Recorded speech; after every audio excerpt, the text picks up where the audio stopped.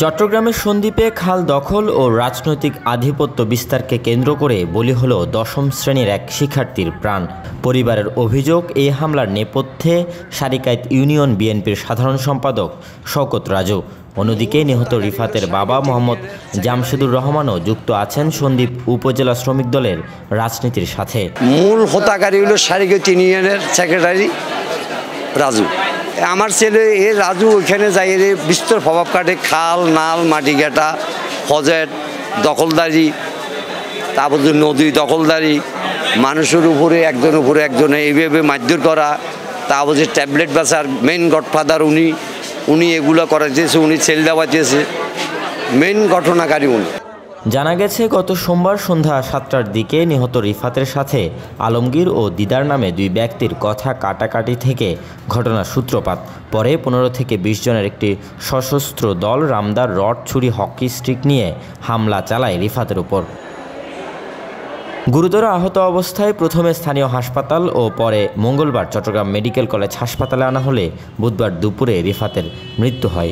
অবস্থা অবনতি দেখার পর আমরা ওকে আর ভালো চিকিৎসার জন্য বাইরে হসপিটালে সাজেস্ট করে, তো ওখান থেকে চিকিৎসা দিয়ে এরপরে ওনারা বলে যে যেহেতু রোগীর কন্ডিশন ভালো না, তো এখানে আবার সাজেস্ট করে যে এখানে আসার জন্য। তো আমরা এখানে আনি, এখানে আনার পর এখানে চিকিৎসা থাকা অবস্থায় কিছুক্ষণ আগে মারা গেছে। এদিন বিকেলে নিহত রিফাতকে দেখতে এসে বিএনপির জাতীয় নির্বাহী কমিটির সদস্য মিজানুর রহমান ভূঁইয়া মিল্টন বলেন, অভিযুক্তদের বিরুদ্ধে সাংগঠনিক পদক্ষেপ নেওয়া হবে, পাশাপাশি সঠিক বিচারের দাবি জানান তিনি। জেলার নেতৃবৃন্দ জানবেন, আমাদের কেন্দ্রীয় নেতৃবৃন্দ জানবেন, আজকে এই মর্মান্তিক ঘটনাটা অবশ্যই সবাই জানবেন, আপনাদের মাধ্যমে জানবেন।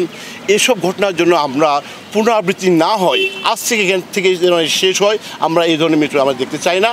অন্যদিকে রিফাত হত্যায় অভিযুক্ত রাজুর মুঠোফোনে একাধিকবার যোগাযোগের চেষ্টা করা হলে তিনি সাড়া দেননি। ঘটনার বিস্তারিত জানতে সন্দ্বীপ থানার ওসি শফিকুল আলম চৌধুরীর সাথে মুঠোফোনে যোগাযোগ করা হলে খাল নিয়ন্ত্রণকে কেন্দ্র করে হত্যাকাণ্ড উল্লেখ করলেও পরক্ষণে ব্যস্ততা দেখিয়ে কথা শেষ করেন ওসি। ঘটনা কি ঘটছে, খাল নিয়ে বিরুদ্ধে কেন্দ্র করে হত্যাকাণ্ড সংঘটিত হয়েছে। এখন আমি অভিযানে আছি, তো আমি ডিটেলস যাতে বলতে পারবো না, শুধুমাত্র ওই যেটা বললাম যে খালকে কেন্দ্র করেই হচ্ছে, আর বাকিটা পরেই করতে হবে। আমি অভিযানে ব্যস্ত আছি ভাই। এ ঘটনায় এখন পর্যন্ত কোনো মামলা হয়নি, তবে শীঘ্রই অপরাধীদের উল্লেখ করে মামলা করা হবে বলে জানিয়েছে নিহতের পরিবার। গত 8 মাসে সন্দ্বীপে রাজনৈতিক দ্বন্দ্ব আধিপত্য বিস্তারকে কেন্দ্র করে সংঘটিত হয়েছে 12টি সংঘর্ষ ও 3টি হত্যাকাণ্ড। Robin Dasgupta, news now 24, Chittagong.